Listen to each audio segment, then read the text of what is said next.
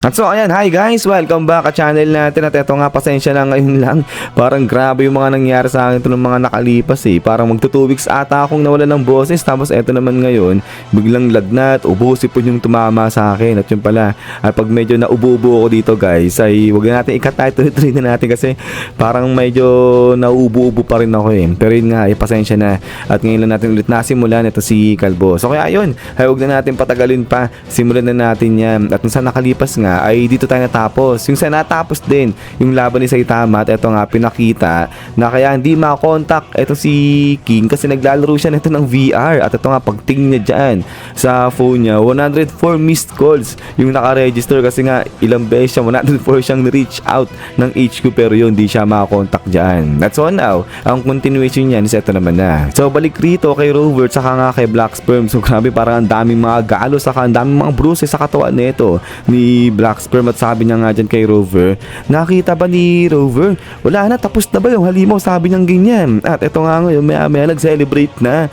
Itong dalawa, so cute lang nito ni Rover. Kala ni Rover, to ni Black Sperm, kala mo naging bata. At eto nga, yakap-yakap niya si Rover. Sabi niya nga dyan, ang galing nila kasi nagawa nila na mailigtas o maisalba yung kanilang home. At yung kanilang home ay eto, yung munting home talaga nito ni Rover. So yun, Rover, yung nakalagay nga dito sa bahay na nga na yan. So doghouse yan. At eto nga ngayon ay biglang talo naman dyan dito na sa may Hero Name Victim Association. At eto, nung paalis na sila dyan sa area para pumunta na sa kabilang town para nga iligtas pa yung ibang mga tao, ay bigla silang tinawag ng mga nandito nga sa loob ng train. Sabi nga nila nga, teka lang, bago umalis itong mga to, ano raw ba yung kanilang hero name? So yun, so medyo napahinto dyan.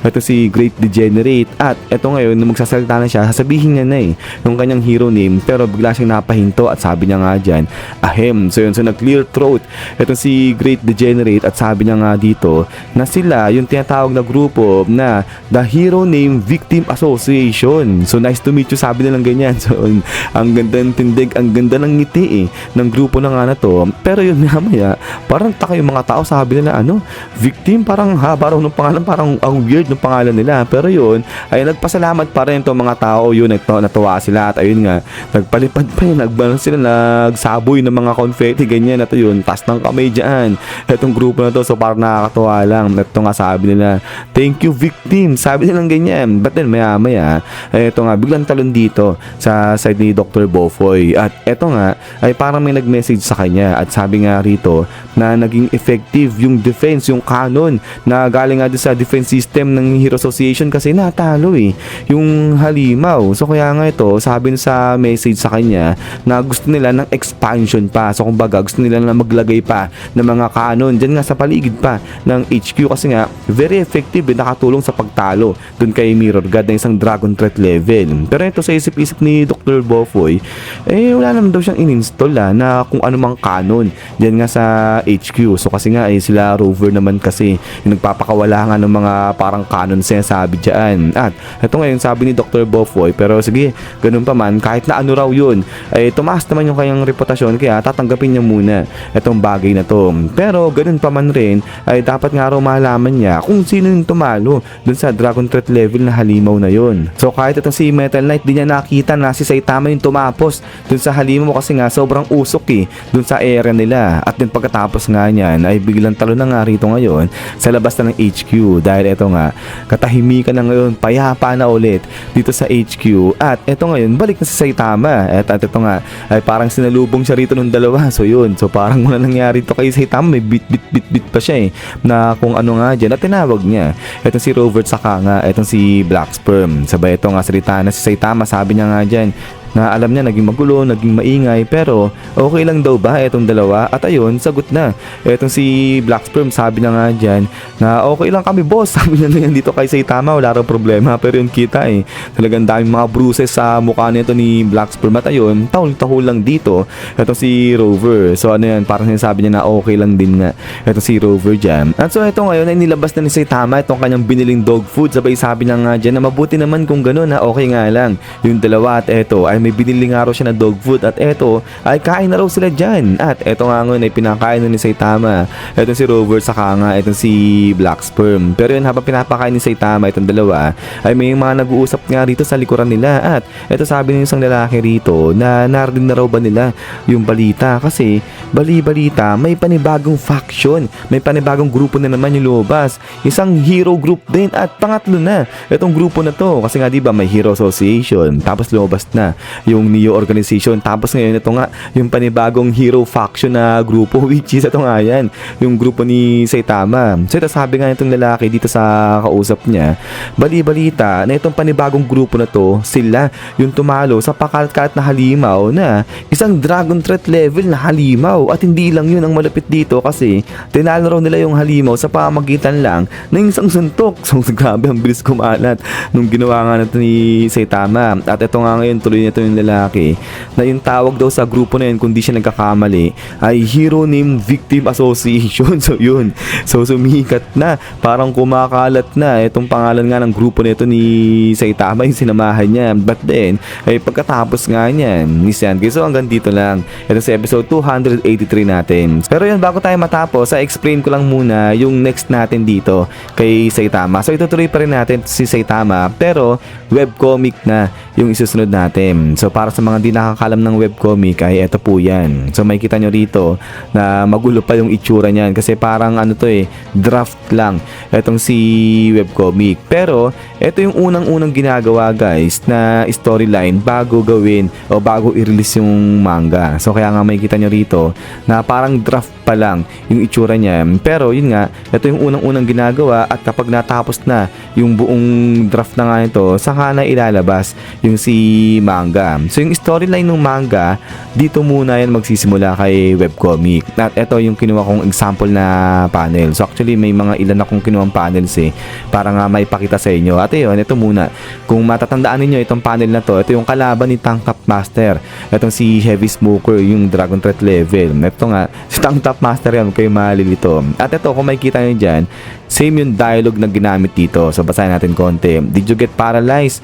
Seems you're having a hard time. Your complexion is getting paler and paler. I'm gonna make your death very slow. So yun, so mapapansin nyo rito, yung ginamit na dialogue rito kay webcomic, ito rin yung ginamit dun nga sa manga ni One Punch Man. So yun, so basically, ay ito nga yung unang-unang ginagawa si webcomic, at kapag natapos na yung paggawa kay webcomic, ay saka naman i-release yung si manga. At yung pala, by the way, chapter by chapter din yung paggawa rito kay webcomic. At ayun nga, kung ano yung dialogue na ginamit dito, ayun din yung gagamitin na dialogue dun din kay One Punch Man na manga. At ito nga, yung sa pang panel dyan, may kita nyo, ito kung matatandaan nyo, yung nagpalabas ng tornado, parang twister, itong si Flashy gamit nga yung kanyang espada. At ayun nga, dami yung mga twister na lumabas. Nakita nyo naman yan dun sa manga nga ni One Punch Man. So ayan, maliban pa dyan, ay siningit ko na rin pati yung sa side neto ni Genos. Ito yung time na kinalaban niya o tinapos niya yung Dragon Threat level na halimaw. Pero yun, pagkatapos bagsak Ito si Genos, sira-sira talaga siya dyan. At sa bandang dulo, sinabi nga ni Genos, itong mga kataga na to, I must get stronger, stronger, stronger. So yan, so ito pinapakita ko lang sa inyo na yung storyline ni One Punch Man natin ay dito muna magsisimula yan kay webcomic. So gagawin yung storyline dito, lahat-lahat and everything. Pagkatapos niyan ay sa isang buong chapter, kapag natapos na nga yan, saka gagawin yung si One Punch Man na manga. Pero dito kasi kay webcomic, ano siya parang mas detail dito pero not sure nga, di ko alam kung sasabihin ko pang detail, kasi di ba draft pa lang to kay webcomic. Tapos kapag naayos na nga yan, saka gagawin yung pinakamanga na ni Galbom. Pero kasi dito ay napansin ko nga lang niya, dito yung dumating yung Hero Name Victim Association, nung dito kay Mirror God, kasama nila ay yung si Saitama. At ito nga, same dialogue pa rin naman yung ginamit. Sabi nga nila rito, the Hero Name Victim Association, one group, one heart, let's go with the combo attack. So ito yung nakita nga natin dun sa manga. Pero ang pagkakaiba, nandito si Kalbo kasama na nila. Pero kasi diba dun sa manga, wala Ito si Saitama dyan, dumating itong Hero Name Victim Association nang sila lang, nagpakilala sila lang at di nga kasama itong si Saitama. Pero ganun pa rin naman yung sa pagtapos dito kay Mirror God, itong si Saitama pa rin yung tumalo dyan. At kung paano paano niya tinalo si Mirror God dito sa webcomic, ayun din yung nakita natin sa pinakamanga nito ni Kalbo. Ito nga, sabi nga dito, yung who the fuck is Cape Baldi, sabi nito ni Kalbo dito kay Mirror God kasi tinawag nga siya ni na Cape Baldi. At ito nga, yun, sinapok niya.